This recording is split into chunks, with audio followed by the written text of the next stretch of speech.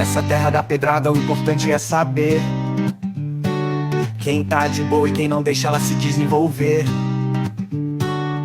O importante é saber dos problemas de verdade, o que é bom e o que é ruim atrapalha a cidade. O importante é o que impacta no seu dia a dia, a criança, o bebê, a vovó e a titia. O importante é saber além daquilo que é banal, e tem que pra isso acompanhar uma coluna semanal. O importante é o que se esconde, quem entorta e quem alinha. E se você quer saber, tem que ler nas entrelinhas. Tem que ler nas entrelinhas. Tem que ler nas entrelinhas. Tem que ler nas entrelinhas. Tem que ler nas entrelinhas. Tem que ler nas entrelinhas. Tem que ler nas entrelinhas. Tem que ler nas entrelinhas. Obrigada. Boa tarde, senhoras. Boa tarde, senhores.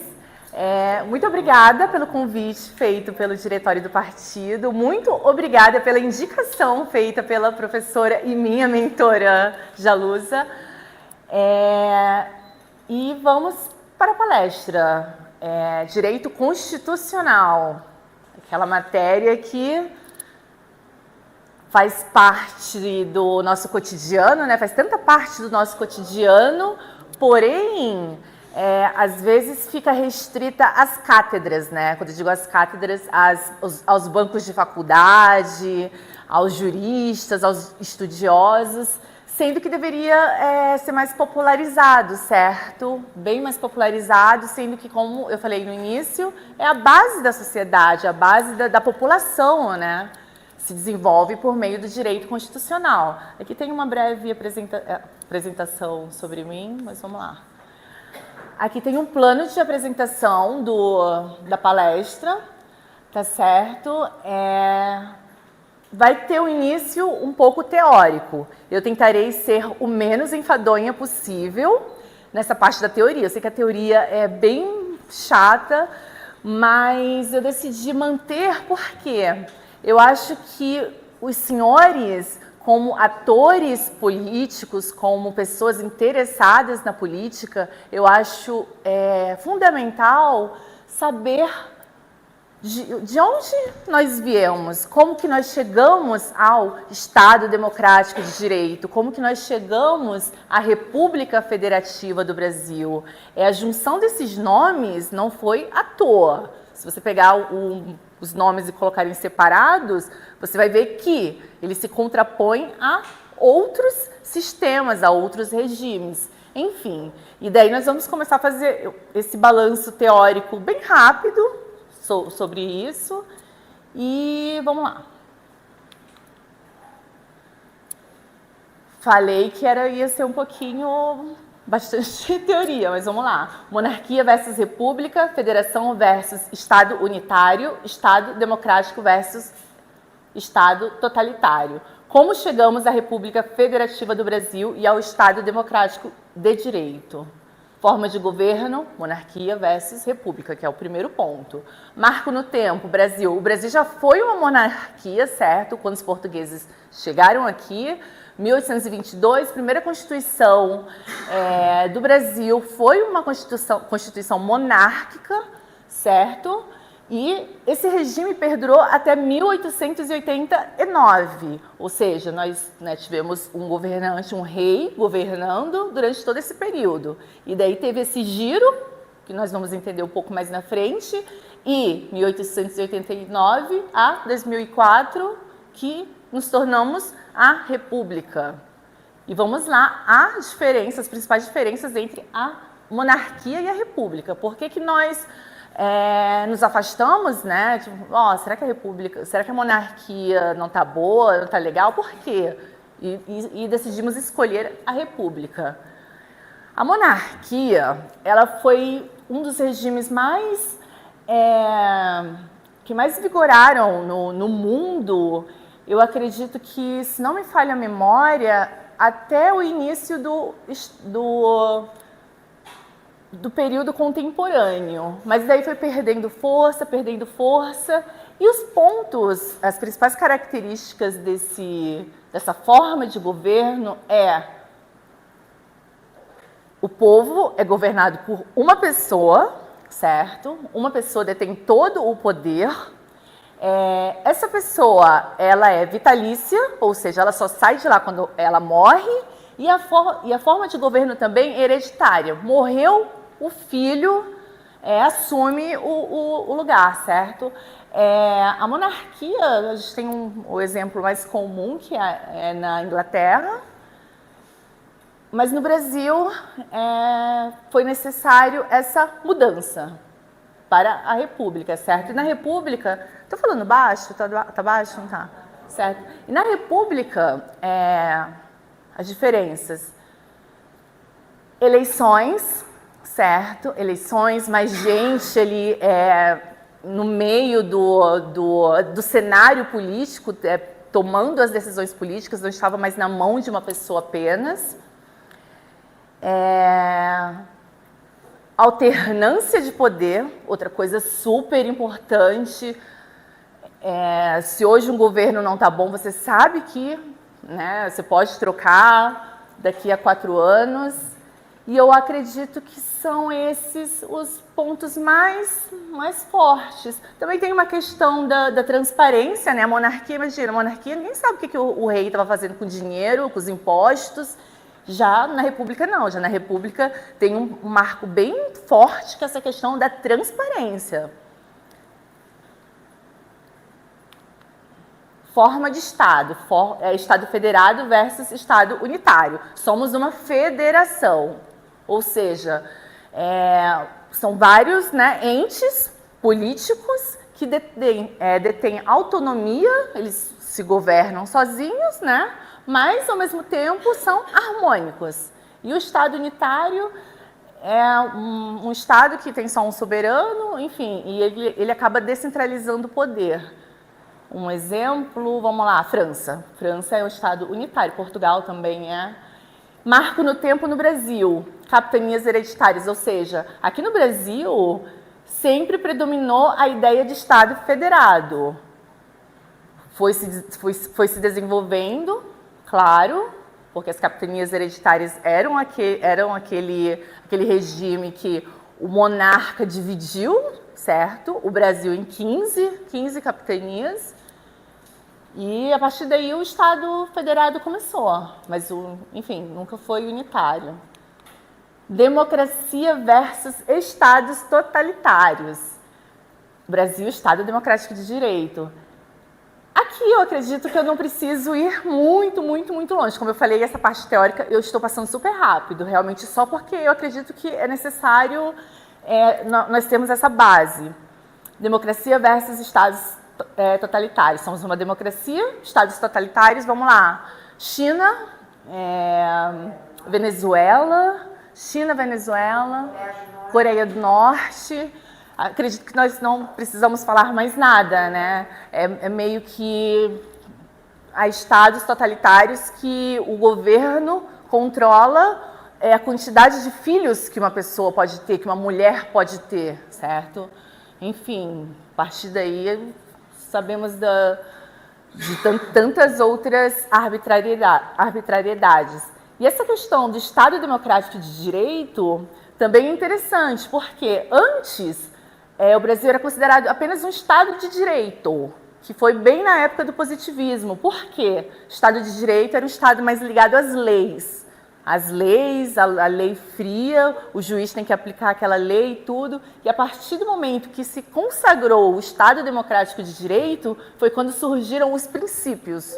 Que os princípios começaram a temperar as leis e a lei dura e fria passou a ceder um pouco do seu espaço para os princípios. Vamos lá. Poder, órgão e funções estatais. Essa parte aqui, eu vou dar uma puladinha bem para cá. Ficou bem ruim a imagem, mas enfim. Esse é o artigo da Carta inaugural da nossa Carta Constitucional, artigo 1º. A República Federativa do Brasil, então estou conseguindo ler, mas vamos lá. Parágrafo único, que é o que importa, tanto que foi o que eu grifei. Todo poder emana do povo, que o exerce por meio dos seus representantes diretos, não sei de cor, mas enfim. O que eu quero falar aqui, se vocês prestarem atenção, mais embaixo está escrito são poderes. O executivo, o legislativo e o judiciário. O prefeito de Agudo, ele até chegou a mencionar a respeito disso, essa questão de poder e tudo. E é bem pacífico na doutrina jurídica, que teve uma tecnia, deixa eu ver, uma tecnia do poder constituinte. Isso é super normal, afinal, as leis são feitas pelos homens, às vezes ele vai escrever uma coisa, dá uma escorregada ali num termo que não deveria estar, e isso é bem pacífico que houve essa tecnia em relação à palavra poder. Por quê? O poder, ele é uno e indivisível, está aqui abrindo a Carta Constitucional, artigo 1º, e bem claro que ele vem do povo. O poder é do povo, ou seja, não há poder legislativo, executivo e judiciário. A gente escuta por aí, mas não há. O que eles são órgãos. São órgãos que exercem funções. Eu achei bastante importante falar isso, porque às vezes as pessoas que entram, né, que estão nesses postos, o que acontece? Meio que se deslumbram, certo? Deslumbram-se pelo poder. Eu tenho um pouco de esperança, eu acho que a maioria, mas deve ter uma minoria. Então, eles se deslumbram, sabe? E eu acho que é bem importante a gente ter esses conceitos em mente justamente por isso. Porque não é um poder, é uma pessoa que está lá exercendo uma função. É uma pessoa normal, um CPF normal, que está lá exercendo uma função e que pode sair de lá a qualquer momento. A Carta Constitucional mesmo nos traz, enfim, ritos para tirar as pessoas do poder, né, impeachment, etc. Mas só assim, para nós sairmos hoje daqui sabendo dessa diferenciação, que não há poder executivo, legislativo e judiciário. O poder é do povo e é uno e indivisível, certo?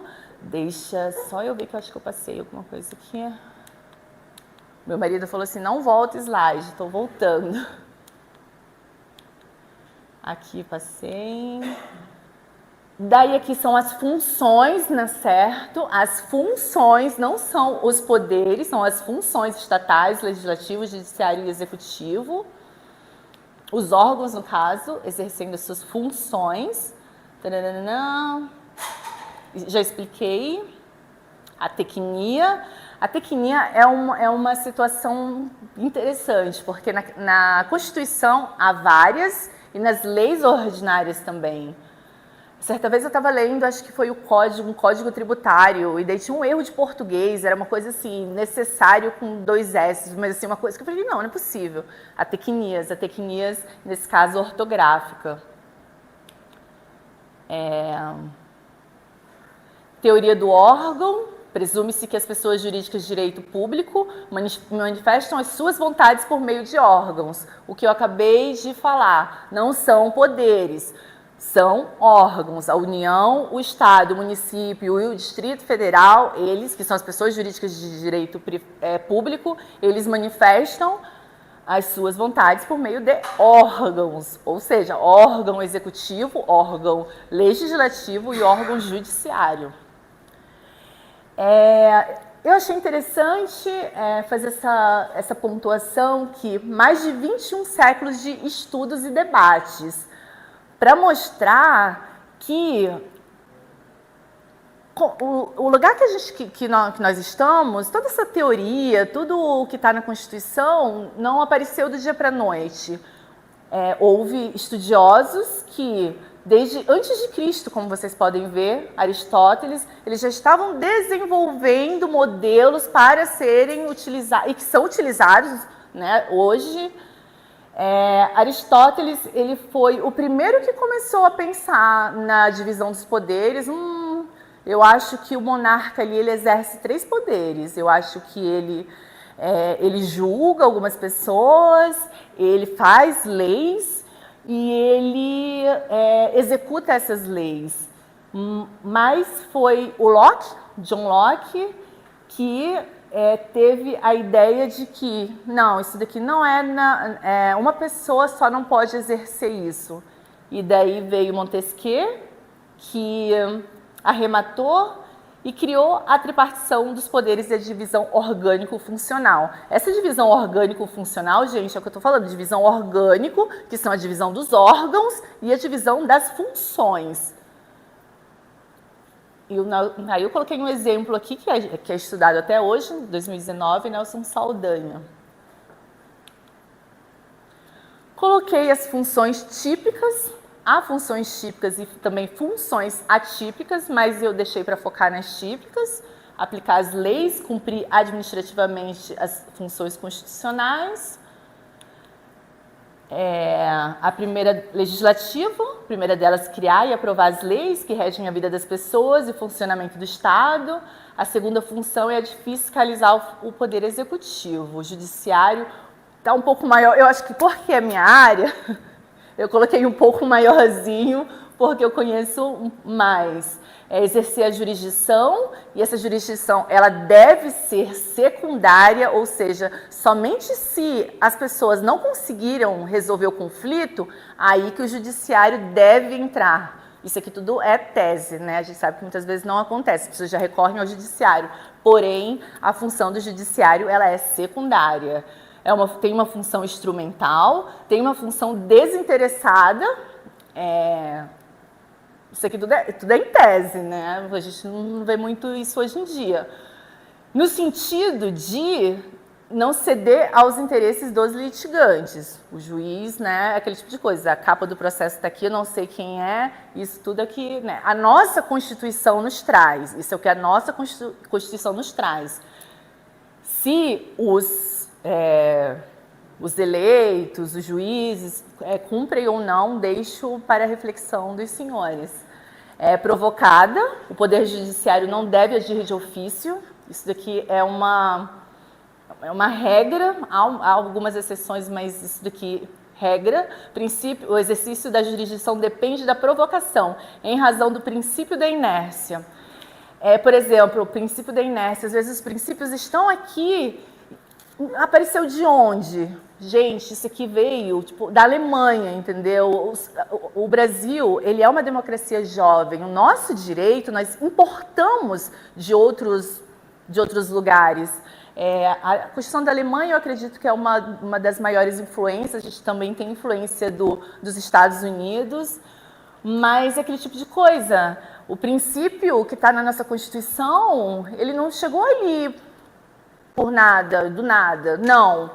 Foram séculos e séculos de estudo, inclusive em relação à Constituição alemã, que veio depois da Segunda Guerra Mundial, depois do nazismo, e veio para romper, né, com aquele período. Teoria dos freios e contrapesos, check and balances. A teoria, isso daqui foi Montesquieu que fez, que teceu, parte do princípio de que não há superpoderes, não há superpessoas, não há nada. A gente tem que sempre colocar isso em mente. O que há é um poder, e esse poder é do povo, e nós temos órgãos, e essas pessoas exercem, certo, as suas funções. Os poderes do Estado mutuamente se controlam, como, por exemplo, o Legislativo julga o Presidente da República e os ministros do Supremo Tribunal Federal nos crimes de responsabilidade, o Presidente da República tem poder de veto nos projetos de lei, enfim. São os poderes tentando se equilibrar. Isso daqui, essa teoria do Montesquieu, ela veio fortalecer o Legislativo e o Judiciário,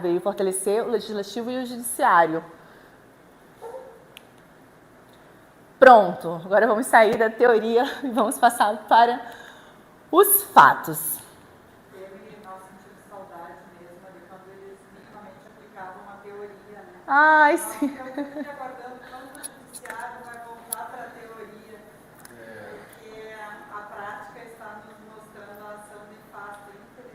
Sim, sim. E assim, isso é um órgão técnico, né? E há muito tempo eles estão afastados da técnica. Eu vou chegar lá daqui a pouquinho. Acho que a palestra começa e vai ficar um pouco mais animada agora, gente. Mas eu não tinha como pular essa parte teórica. Chata, mas vai por mim, é legal saber. A Constituição e a atualidade, um balanço crítico dos 35 anos, eu fui até bem cri-cri, 6 meses e 11 dias desde a sua promulgação. Vamos lá sobre os limites. Constituição Brasileira de 1988. Nós temos, até o momento, 132 emendas constitucionais. Constituição Americana, coloquei uma Constituição bem próxima aqui da nossa realidade. Ela é de 1787 e são 26 emendas constitucionais até o momento. O questionamento, por que essa discrepância? Por que uma Constituição mais jovem tem essa quantidade de emendas e uma Constituição mais antiga tem aquela quantidade de emendas? Deixo também para a reflexão dos senhores. Só lembrando, não é errado as emendas, a Constituição, esse número de emendas não é errado. A Constituição não dá uma limitação, são 200 emendas, não, tem que ser 30 por ano, não. Isso aqui parte do bom senso do legislador, certo? Mas que é uma diferença entre os anos e as emendas que você realmente, para refletir, sim. Não podemos dizer que todas são desnecessárias, mas claro. Por exemplo, a nossa Constituição não é considerada uma Constituição enxuta. Uhum. Ela entra em detalhes. Sim. Como, por exemplo, não seria necessário, por exemplo, colocar lá na Constituição que o Colégio Pedro II é patrimônio da nação. Da nação, Colégio de Janeiro. Uhum. E que o Poder Executivo é exercido pelo Presidente da República. Então, tem coisas assim que realmente são matérias constitucionais, por isso a diferença dos Estados Unidos e nós. Uhum. Por exemplo, coisas que não são necessárias entrar tanta minúcia para colocar na Constituição, não são matérias essencialmente constitucionais, né? E é isso que o legislador, às vezes, por casuísmo dos lobbies, constitucionaliza matérias que não são necessárias. Essa é a diferença, professora, entre as matérias formais e materiais da Constituição, né? As matérias formais, que tem muitas matérias que realmente não deveriam estar lá. Sim? Eu estava vendo ali a questão das emendas, da idade da Constituição, fiz um cálculo rápido. Uhum. A Constituição americana é a média de uma emenda a cada 10 anos. A nossa, 3 emendas por ano, tá? Não nessa média, tá? Todo ano, pelo menos 3 emendas. Então, a gente tem muito que aprender ali com a serenidade do americano, que quase a média, uma década, para entender que a Constituição precisa ter uma emenda. Desculpa, só para... Imagina, olha, eu gosto muito que vocês participem, por favor, vamos interagir.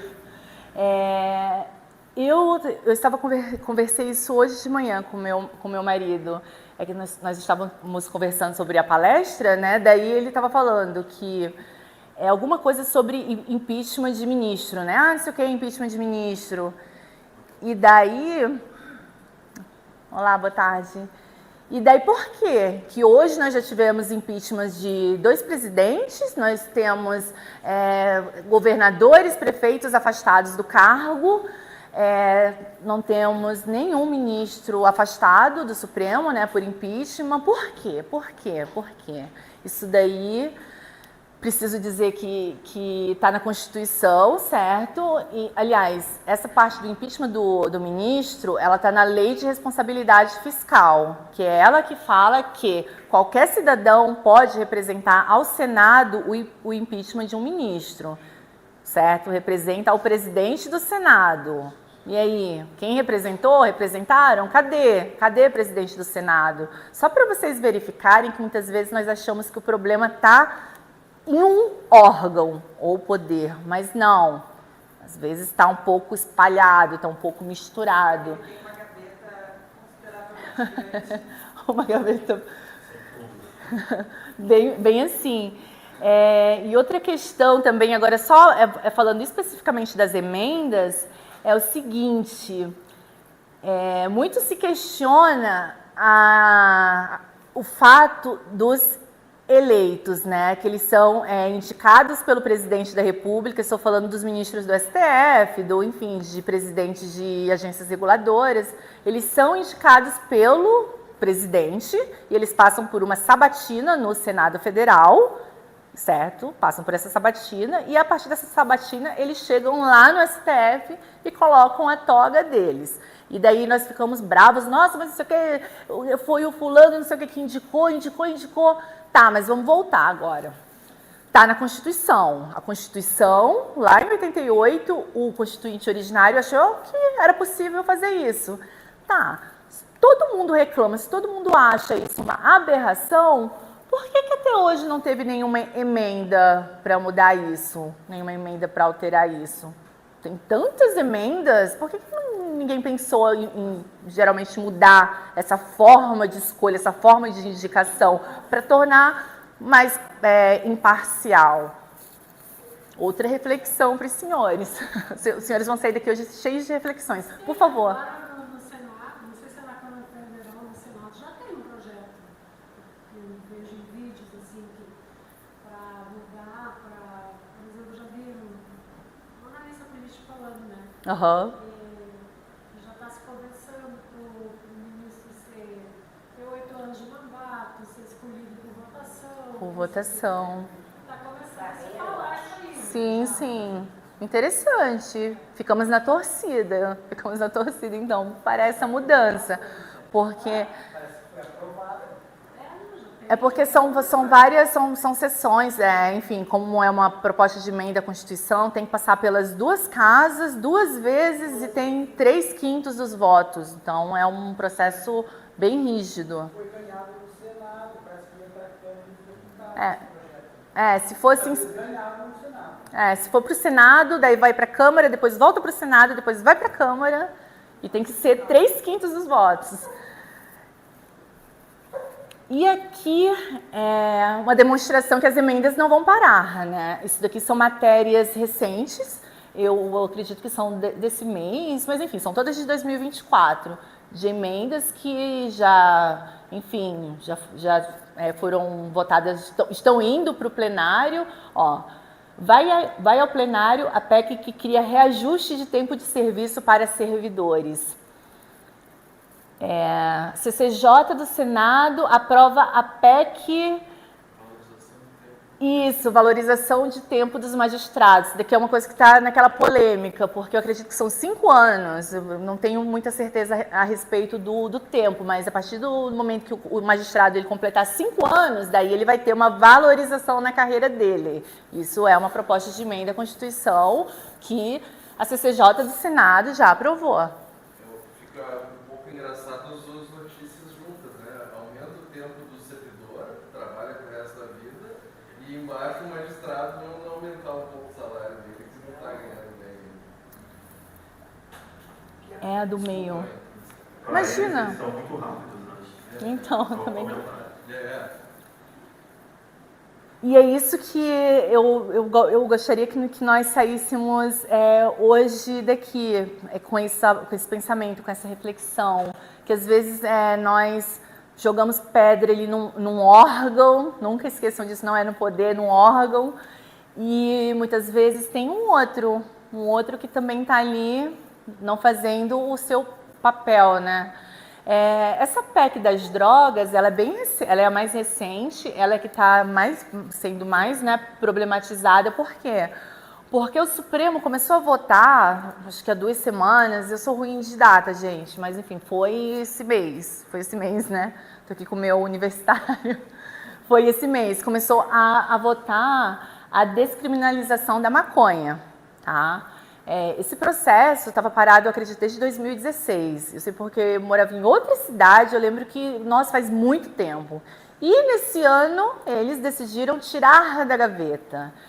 E o Senado, que eles já estão nessa, né, eles estão nesse confronto, decidiu uma PEC a esse respeito, para dizer o que é droga, enfim, a quantidade de droga, certo? Para você considerar usuário, não usuário, mas é aquele tipo de coisa. O Supremo, ele fala isso, que ele legisla por quê? Porque o Senado não legisla. E daí ele tem que resolver o problema, porque o Senado não resolve o problema.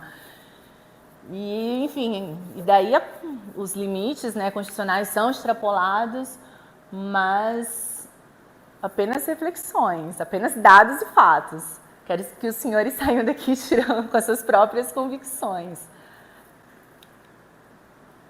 Isso aqui, eu comecei a falar sobre os limites, sabe? Extrapolar os limites da tua função, extrapolar os limites do teu poder. Eu acabei de mostrar aqui o do judiciário, do legislativo a respeito das PECs, certo? Muita PEC, será que todas essas PECs são realmente tão relevantes assim? E por que até hoje não uma PEC para mudar, como a colega falou, para mudar a questão da indicação dos magistrados, enfim. Enunciados, resoluções, teses e hermenêutica jurídica. Qual o limite da jurisdição? Parece que são vários palavrões, né? Mas calma que eu vou tentar explicar tudo para vocês. O que são as teses, porque os julgamentos têm de ser transformados em teses e porque essas teses têm feição de leis gerais abstratas. Só lembrando, nós estamos falando do judiciário e aqui há a palavra leis gerais abstratas. Hermenêutica constitucional ou protagonismo pessoal? Hermenêutica é a interpretação da Constituição ou protagonismo pessoal. Nossa, tão pequeno, mas como fui eu que fiz, eu sei o que está escrito. Esse daqui é o artigo do Código de Processo Civil que ele fala os elementos que devem conter numa sentença. O Código de Processo Civil, uma lei ordinária, certo? Aprovada lá pelo nosso legislativo, fala que tem que ter ali, ó, 1, 2, 3, E daí chega o Fórum Nacional de Juízes Especiais, o FONAGE, no seu enunciado 162, e ele fala que não se aplica ao sistema dos juizados especiais a regra do 489 do CPC. Ou seja, um fórum, certo? Que ele é composto por juristas, por estudiosos, por nenhum legislador, mas enfim, lançam os enunciados e esses enunciados eles têm força de lei abstrata dentro da jurisdição. Toma uma água.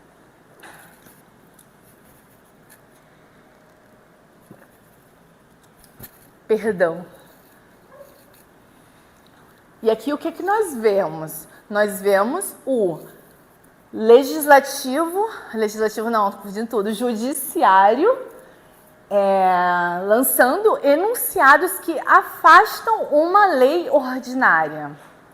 Isso aqui acontece muito no direito. Isso daqui é um dos exemplos, mas assim, tem fórum para tudo que vocês pensarem. Tem o fórum dos processualistas, fórum dos processualistas penais, e assim, com esses fóruns, sabe, eles vão afastando, enquanto o legislativo não faz nada, isso daí vai prevalecendo. O tribunal pode interpretar o sentido e o alcance de uma palavra? Há limite, novamente falando em limites, certo? Essa decisão eu achei muito interessante. Não vou ler para os senhores, tá? Mas eu coloquei ali o RESE, recurso em sentido estrito, coloquei o número, e foi o seguinte, o desembargador, ele deu uma interpretação extensiva, interpretação extensiva que se pode valer ao julgar um processo criminal, ou seja, um processo criminal, ele considerou que ele poderia dar uma interpretação extensiva ao artigo 3º do Código de Processo Penal, certo? Isso daqui.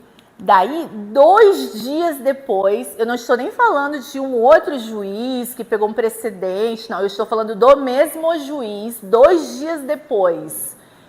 O que ele fez? Ele julgou diametralmente, de forma oposta, E, como você disse, os recursos cabíveis no direito processual penal são enumerados taxativamente, ou seja, não tem interpretação, são taxativos, mesmo porque não existe analogia em matéria recursal. Nós do direito sofremos, é só isso que eu tenho para falar para vocês. E daí também outra questão de interpretação de palavras, que um juiz dá uma interpretação de palavra, o outro não dá. Essa decisão foi bem interessante, porque o Código de Processo Civil, ele fala na interposição conjunta de recurso ordinário e o recurso especial, certo? Você tem que interpor os dois de forma conjunta. Só que todos os tribunais, eles sempre aceitaram o seguinte, tem um prazo de 15 dias, você tem 15 dias, você entra com o recurso extraordinário aqui, dentro dos 15 dias você entra com o especial.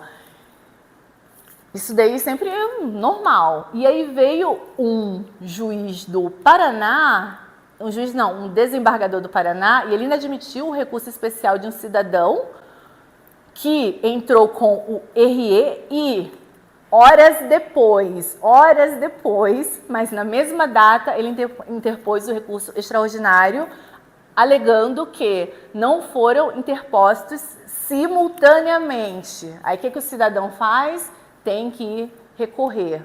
Aí recurso é dinheiro, né? Tem gente que não tem dinheiro e acaba ficando por aqui. São os problemas do judiciário. Não poderia deixar de falar do assunto do momento, que é o inquérito das fake news, que também cai na questão da problemática das teses, enunciados, resoluções e interpretações por demais extensivas. E o que eu acho mais interessante a respeito desse caso aqui das fake news é o seguinte, porque sempre tem casos que a esquerda defende, nossa, é isso, eu estou falando da parte jurídica, né? Os juristas da esquerda defendem, e outros que os juristas da direita defendem. Isso daqui é quase que uma unanimidade que uniu a esquerda e a direita. São raríssimos os casos dos juristas que falam que esse inquérito é constitucional. Vamos lá. Tudo começou aqui, no artigo 43 do Regimento Interno do STF. Ocorrendo infração à lei penal na sede ou dependência do tribunal, o presidente instaurará inquérito se envolver autoridade ou pessoa sujeita à sua jurisdição, ou delegará esta à atribuição de outro ministro. Isso daqui está no regimento interno do STF, não é nada de anormal, porque isso daqui é repetido no regimento interno de vários tribunais. Isso aqui é bem anterior a esse inquérito. Ocorre que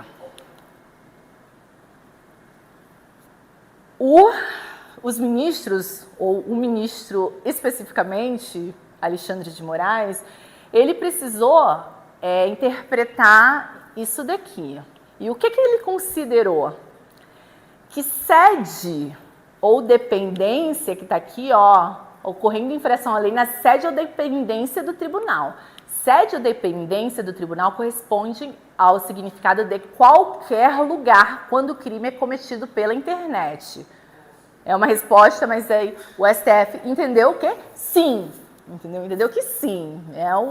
As interpretações assim, que vão muito longe. E é dessa forma que uma pessoa emite uma opinião contrária a algum ato do tribunal lá nos Estados Unidos e o presidente do inquérito, Alexandre de Moraes, pega e traz ele para ser investigado nesse inquérito. É dessa forma, por meio dessa interpretação bastante alargada. E aqui eu coloquei, né, que tem como objetivo, a PGR já se manifestou contra na época, né, esse inquérito, por considerar que a violação ao sistema do acusatório é manifesta. Outra vez, sistema acusatório, princípio do sistema acusatório, como se fosse uma coisa que tivesse nascido ontem, entendeu? Não, as pessoas estão extrapolando limites de princípios e de regras que, assim, vêm de muito tempo e não estão ali por acaso. E daqui eu listei algumas coisas que são inconstitucionais, né? Não posso falar que são inconstitucionais porque eu não estou lá julgando, mas enfim, não está muito correto. Inquérito que não conta com apoio do Ministério Público, inquérito judicial de ofício com quase 5 anos de duração. É um inquérito com quase 5 anos de duração, sendo que o Código de Processo Penal, lá no artigo 10, ele estabelece 30 dias para a conclusão dos inquéritos. 30 dias. E esse prazo pode ser dilatado, mas 5 anos, inconstitucional. O ministro Alexandre de Moraes tem determinado várias medidas coercitivas de plano e sem ouvir a parte interessada. Ele traz a pessoa para o inquérito, não ouve a parte interessada, uma ofensa aos direitos fundamentais da ampla defesa e devido processo legal, outros princípios que vêm de séculos, sabe? Das pessoas lutando pelo direito de serem julgadas de forma correta, de passar por um devido processo legal, de não serem perseguidas por um juiz que não gosta delas, enfim. Ausência de informações públicas à sociedade. O que a gente sempre fica sabendo? Fulano ele foi chamado, né, no inquérito das fake news. Por quê? Com base em quê? É um inquérito bem sigiloso, né? É razoável a existência de sigilo nos casos em que ele seja... É razoável a existência de sigilo nos casos em que ele seja imprescindível à segurança da sociedade e do Estado. Sociedade e do Estado. Inquérito das fake news. STF. Será que realmente deveria estar nesse segredo de justiça? Outra questão para os senhores. E eu coloquei entre parênteses, um dos grandes avanços da consolidação é dele mesmo que eu estou falando, eu não quis citar o nome, mas ele mesmo. Consolidação da cidadania, princípio da transparência, tão importante para a democracia, tão importante para a cidadania. Isso aqui, nós viemos de tempos que a gente não sabia o que o governante fazia com o dinheiro público, sabe? Não sabia para onde iam os nossos impostos. E depois de tantas lutas, temos aqui um princípio da transparência que deve ser utilizado em processos e está a ser violado. Isso daqui é a reflexão final. O único jeito disso ser evitado é realmente a obediência às leis e princípios constitucionais, ainda que por vezes se revelem ineficientes, não sendo aceitável a incoerência que ora permite, ora proíbe, ora permite. Eu sempre falo isso.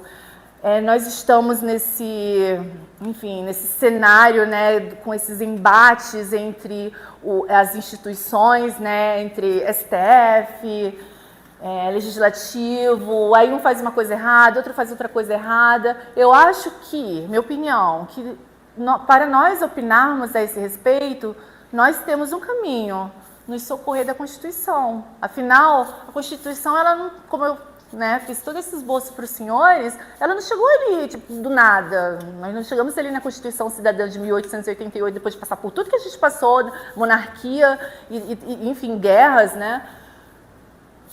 Para não olhar para o texto, para não respeitar o texto. Se eles não respeitam o texto, por que nós devemos não respeitar também? Se nós, cidadãos, queremos e prezamos pela mudança, pedimos mudança, clamamos mudança, vamos às ruas pela mudança. Ou seja, a resposta está aqui, Constituição. E daí eu finalizei com a democracia é a pior forma de governo, com exceção de todas as demais.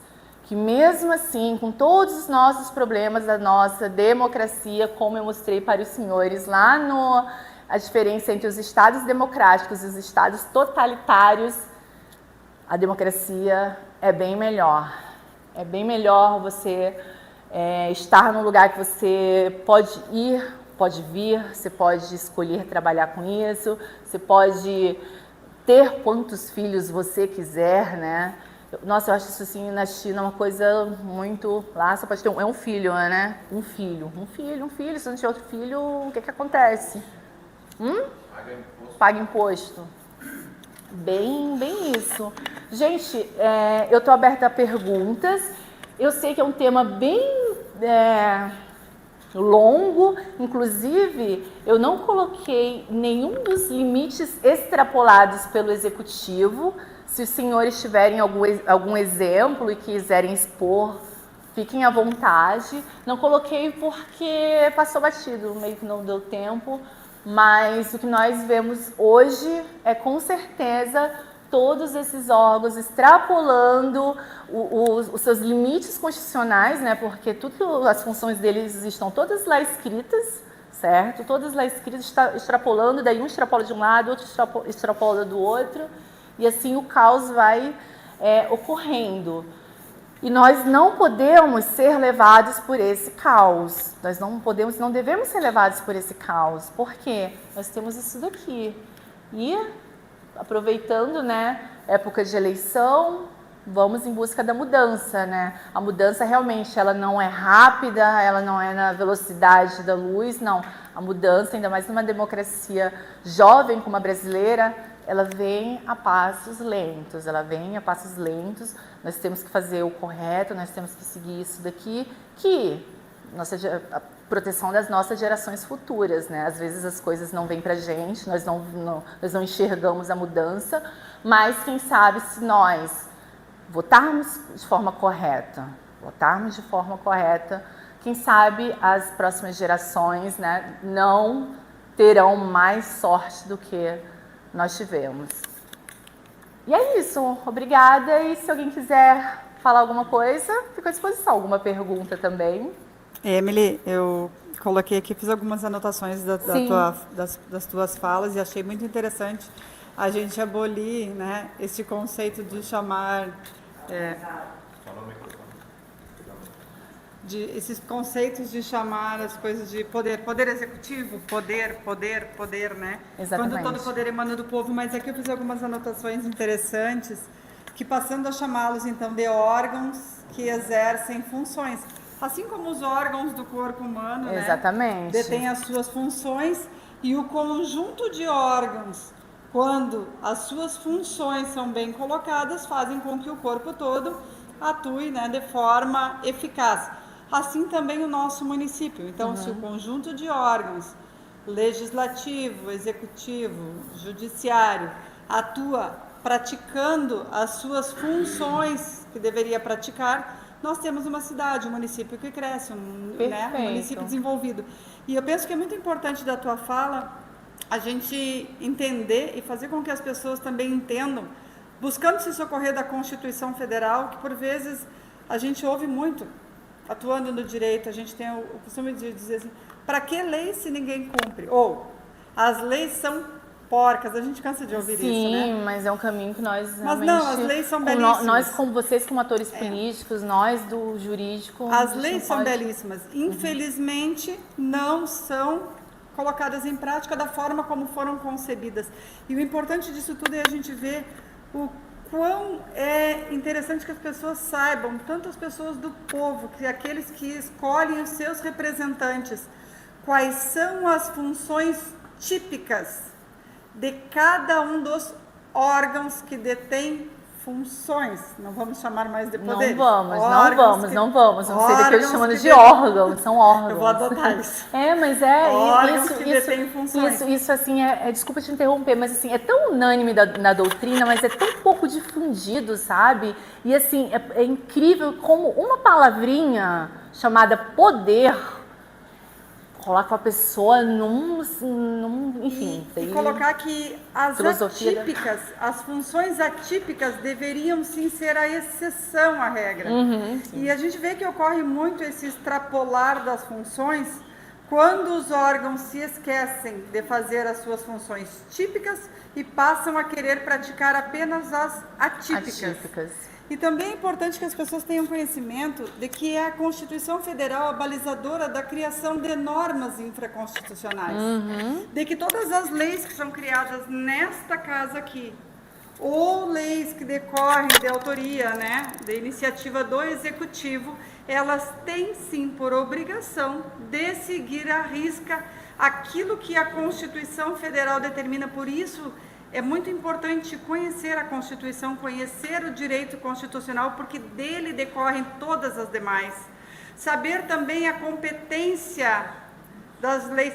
Tem um limite de competência daquilo que o município pode ou não, de temas e assuntos que ele pode ou não legislar.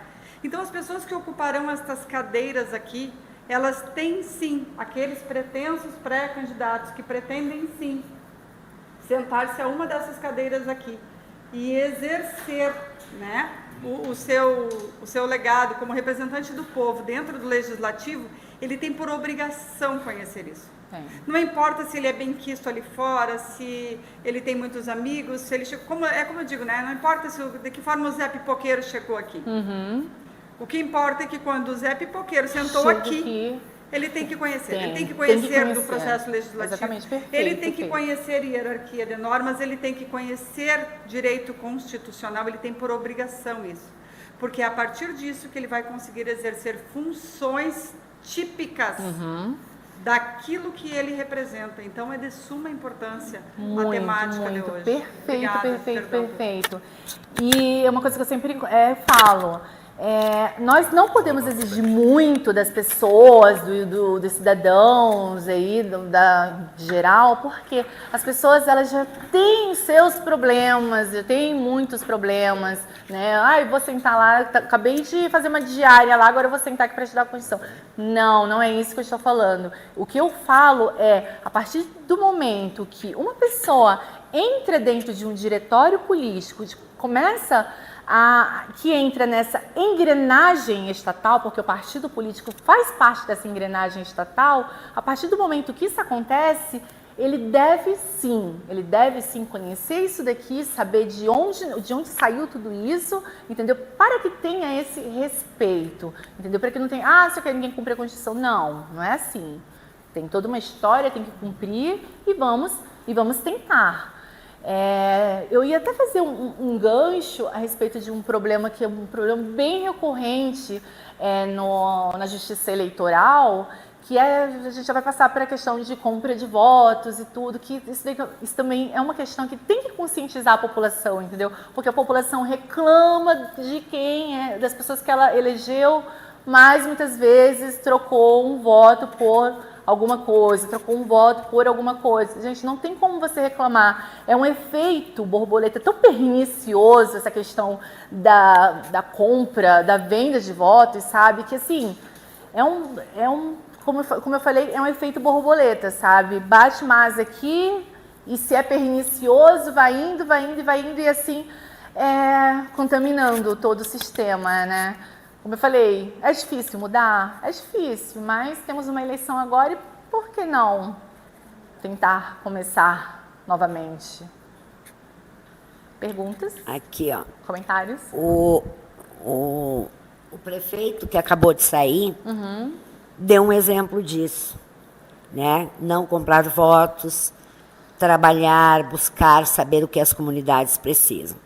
Itaara, eu estou há 30 anos e vejo isso. A compra de votos cada vez se supera a cada dia aqui. Tem candidatos que nem se lançaram ainda, pré-candidatos, dizendo que vão comprar votos. Então, esse tipo de coisa que tem que mudar. Aí eu perguntei para a esposa dele como é que eles fazem lá, por exemplo, a casa, quando tem uma sessão. Eu e meu esposo, assim, eu acho que por uns 6 meses, estar sozinho aqui. Aí a gente desistiu. Porque não vemos essa casa, as pessoas não se interessam, mas cobram. Ela me disse que lá em Agudo é em peso. E, inclusive, assim, os partidos às vezes querem pisar em cima dos outros ou falar alguma coisa que não é, mas sempre tem um representante do prefeito ali para mostrar a realidade. Então, nós temos que começar com a casa cheia. Nós temos que fazer aqui. E aqui em Itaara não existe isso. Eles fazem aqui sozinhos. Eu posso falar isso porque eu e meu marido vínhamos. Desistimos porque ninguém vinha. Estou falando errado? Não. Pois é isso. Então, essa mudança tem que acontecer. Sim, sim, com certeza, com certeza. E a minha dica para os partidos... Eu tive até uma certa afinidade profissional com o prefeito de Agudo, né, amor? Porque ele foi jornalista, eu também fui jornalista, foi minha primeira faculdade. E eu atuei nessa área eleitoral, eu fui repórter do Tribunal Regional Eleitoral do Amazonas, numa época.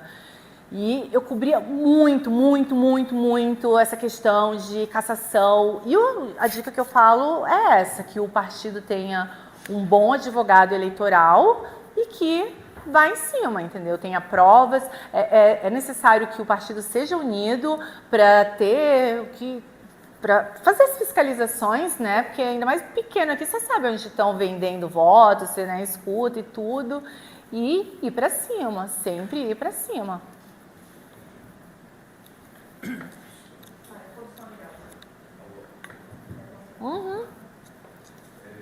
Só fazendo a minha colaboração aqui para pagar o chá e café, eu concordo muito com o que a senhora falou, acho que se soma muito ao que ela falou, né? Porque nós vemos aí, então, a explicação de como funcionam os poderes, etc., a importância do povo, quanto tempo levou para isso, que o povo fosse realmente o protagonista da coisa. E, além do que você colocou muito bem no ponto de vista, essa é a outra visão da coisa. Então, muitas vezes nos falta realmente, como sociedade, essa cobrança, né? Então, não só cobrar do prefeito no gabinete, como o Kiko acabou de falar, eu quero que façam acesso à minha chácara, eu quero que pode a minha árvore. Não, é que cobre do legislativo, que cobre medidas do executivo, que cobrem dos agentes da política, né? Que estão lá para, exatamente, tanto legisladores quanto fiscalizadores, enfim. Então, realmente, o cidadão muito faz falta que cumprir o seu papel de maneira adequada nesse ponto de vista. Eu trabalhei em Agudo já, e realmente é totalmente verdade. É o Big Brother deles, assim, acho que é segunda-feira sessões, tem fila na frente. E há uma discussão acalorada às vezes, mas é importante o protagonismo da população, eles vão lá, eles querem saber, querem. Exatamente. Então o negócio realmente, a população faz parte faz sua parte da sociedade, né? Não só de espectador da coisa. E por fim, eu só fiz um comentário, por fim,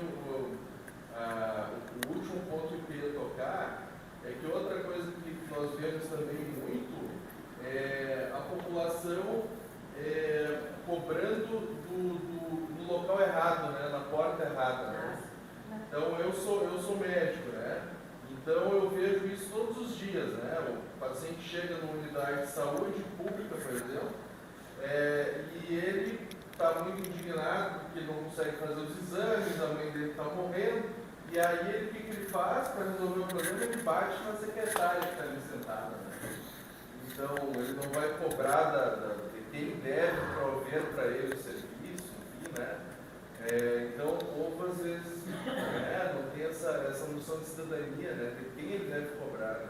Conhecimento. E o poder é nosso, é o povo, né? Acabou de dizer. Como ele falou, como você falou também, é uma obrigação nossa saber os nossos direitos. Os nossos direitos. Desculpa a intervenção. Obrigado. Concordando com o que vocês falam aí, esse é um problema crônico do nosso Itaara. Desde a emancipação, né, já se trabalhava em cima de uma política, um sistema de troca-troca. Concordando com vocês, mas era uma outra coisa que eu ia falar. Era a respeito das leis. A gente fala muito na igualdade das leis. As leis foram feitas, e a Constituição, para todos. Mas, infelizmente, ela ficou para as pessoas, para o trabalhador, para as pessoas que trabalham, que produzem. Infelizmente, o nosso governo eles extrapolam, eles passam por cima das leis que não deveriam fazer isso. Eles, como espelhos, deveriam dar o exemplo, mas, infelizmente, estamos num país onde a corrupção e o poder está na mão de poucos. Seria isso. A questão é a resistência. Eles não têm resistência. Onde é que está a resistência a esse tipo? Onde está a resistência a esse tipo de ação?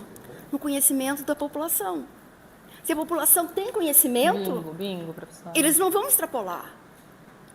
Eles vão ser constrangidos.